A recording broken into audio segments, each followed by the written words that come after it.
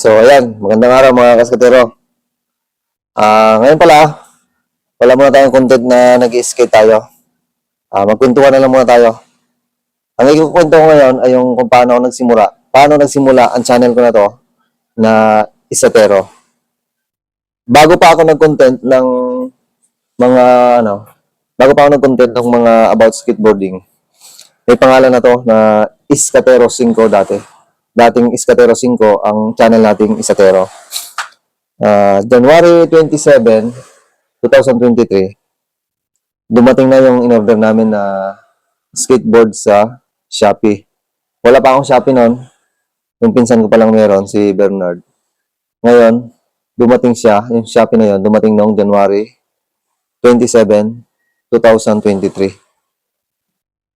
Nagkakahalaga yung skateboard, ang binayaran ko ay 1,403. Yan. Ngayon, mula noon, pagkatanggap ko ng box ng Shopee, binayaran ko yung rider, tapos binidyo ko. May vlog ako noon na unboxing. Hanapin niyo dyan sa baba. Ang title ay unboxing. Yun. Binuksan ko siya. Tapos naka-video, naka-vlog lahat. Tuwang-tuwa ako noon. Ano pa nga eh. Ang tawag ko sa in-order ko, 4 wheels. Kasi 4 ang gulong. 4.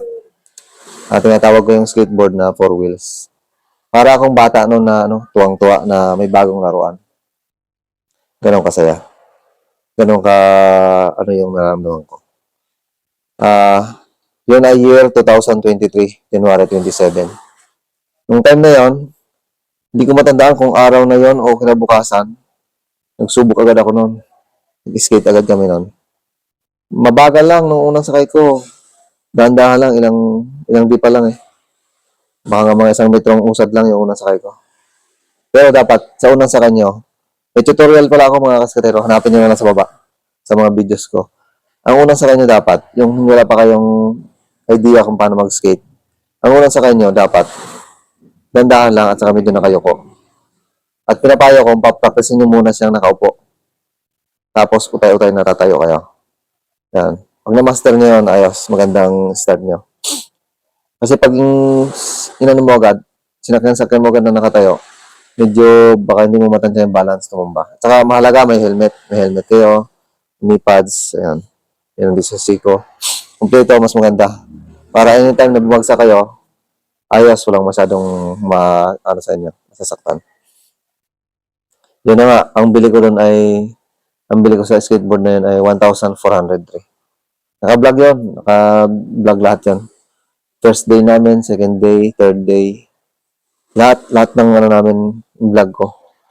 Kahit wala pa akong kinikita noon, although ngayon, wala pa rin naman akong kinikita eh. Kahit wala pa akong kinikita, sige lang, nag-enjoy lang gawin eh, masaya akong ginagawa siya habang nag-vlog kami. Minsan, naturuan ko yung mga naging kasambahay namin, si RJ. Yan, katutubong mangyan yun. Natuto siya mag-skate, mabilis.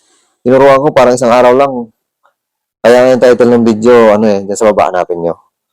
Ang title ng video ay marunong na agad, 1 araw lang, parang ganon. Ganon yung title. Magaling siya mag-catch up eh, magaling yung balance niya. Kaya mabilis siyang natuto. Tapos si Francis naman, si Sumpet, siya yung halos kasama ko palagi noon eh. Nag-skate naman kami sa yan sa may Pisport, sa Bulalakaw, mismong bayan ng Bulalakaw, sa may Pisport. Doon kami nag-skate. Minsan ata, parang nasabay ko rin si Jojo doon. Sa may Binanawang pala sila Jojo, sila Joji. Nag-skate din kami doon. Doon maganda mag-skate doon eh. Walang masyadong tao. Walang masyadong istorbo. Medyo liblib siya na lugar, bago ang daming puno. Ganda mag-practice doon. Tapos basta nitong bandang huli, laging nasa na kami, sa bayan na kami nag-skate. Nagpa-practice. Mga kaskatero, nakaka-excite mag-aral ng skateboarding. Kahit yung simpleng mapatakbo mo lang siya, parang tuwang-tuwa na ako noon, natutunan ko. Takbo. Ganyan. Basta kung gusto niyo matutunan mga kaskatero, hanapin niyo lang sa baba. May mga tutorial ako sa baba, sa mga videos ko sa baba. Ngayon, ang payo ko lang pala sa mga bibili rin ng skateboard, pag magpa-practice kayo, mas maganda naka-helmet lahat kompleto. O kung hindi man, Dahan-dahan lang, huwag nyo agad biglayin yung sarili nyo na matutunan na agad kung anong mga tricks. Magsimula kayo sa basic, sa dahan-dahan, patakbo lang muna. Kasi hindi rin biro ang skateboarding.